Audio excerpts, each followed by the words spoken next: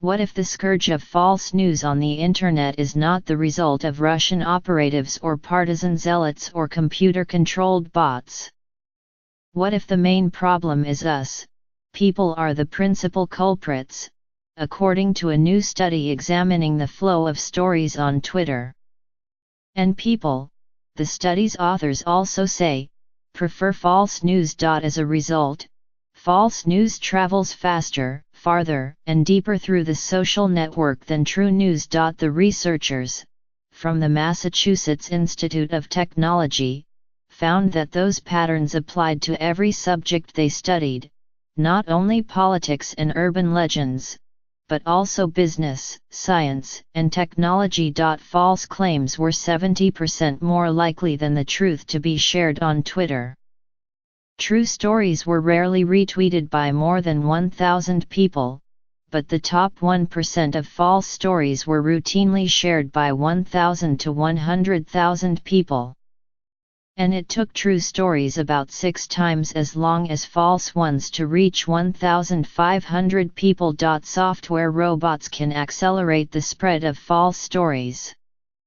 But the MIT researchers, using software to identify and weed out bots, found that with or without the bots, the results were essentially the same. It's sort of disheartening at first to realize how much we humans are responsible, said Sinan Errol, a professor at the MIT Sloan School of Management and an author of the study.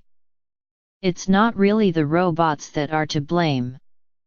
Here are other findings from the research. The research, published on Thursday in Science magazine, examined true and false news stories posted on Twitter from the social network's founding in 2006 through 2017. The study's authors tracked 126,000 stories tweeted by roughly 3 million people more than 4.5 million times. News and stories were defined broadly as claims of fact regardless of the source. And the study explicitly avoided the term fake news, which, the authors write, has become irredeemably polarized in our current political and media climate. The stories were classified as true or false, using information from 6 independent fact-checking organizations including Snopes, PolitiFact, and FactCheck.org. To ensure that their analysis held up in general, not just on claims that drew the attention of fact-checking groups, the researchers enlisted students to annotate as true or false more than 13,000 other stories that circulated on Twitter.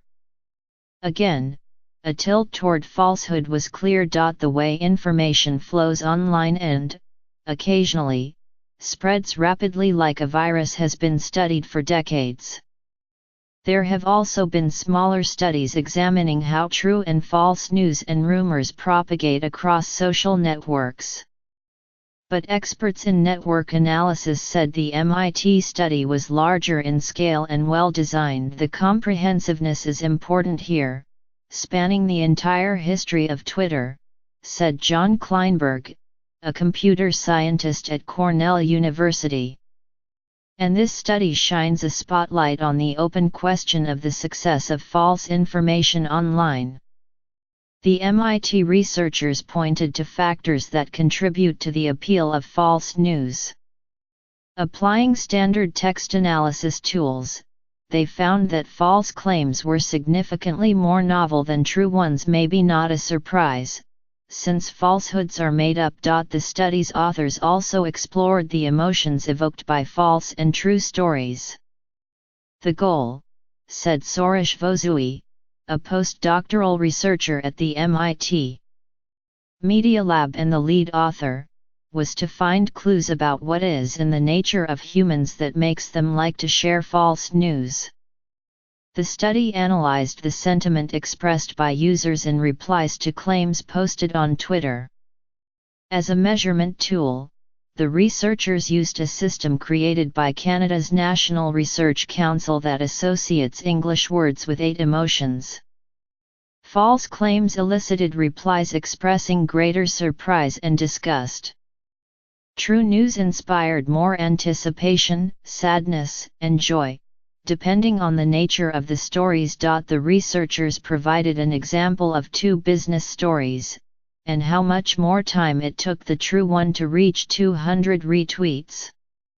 The example also shows the judgment calls made by fact-checking organizations. In 2014, the fashion chain Zara introduced children's pajamas with horizontal stripes and a gold star.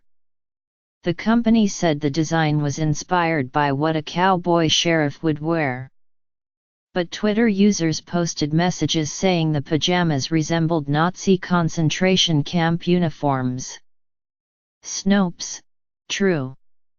Time to reach 200 retweets, 7.3 hours. In 2016, a website republished a portion of a satirical article about how the Chick-fil-A restaurant chain had decided to begin a "We Don't Like Blacks Either" marketing campaign to stir up controversy and boost sales. It came after the company's president did say he opposed gay marriage. Snopes, false. Time to 200 retweets, 4.2 hours. The MIT researchers said that understanding how false news spreads is a first step toward curbing it. They concluded that human behavior plays a large role in explaining the phenomenon, and mention possible interventions, like better labeling, to alter behavior. For all the concern about false news, there is little certainty about its influence on people's beliefs and actions. A recent study of the browsing histories of thousands of American adults in the months before the 2016 election found that false news accounted for only a small portion of the total news people consumed.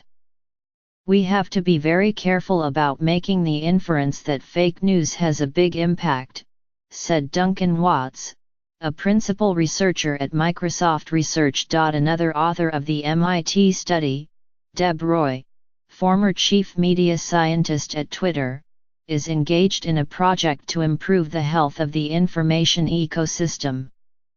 In fall 2016, Mr. Roy, an associate professor at the MIT Media Lab, became a founder and the chairman of Cortico, a nonprofit that is developing tools to measure public conversations online to gauge attributes like shared attention, variety of opinion and receptivity. The idea is that improving the ability to measure such attributes would lead to better decision-making that would counteract misinformation. Mr. Roy acknowledged the challenge in trying to not only alter individual behavior but also in enlisting the support of big internet platforms like Facebook, Google, YouTube, and Twitter, and media companies. Polarization, he said, has turned out to be a great business model.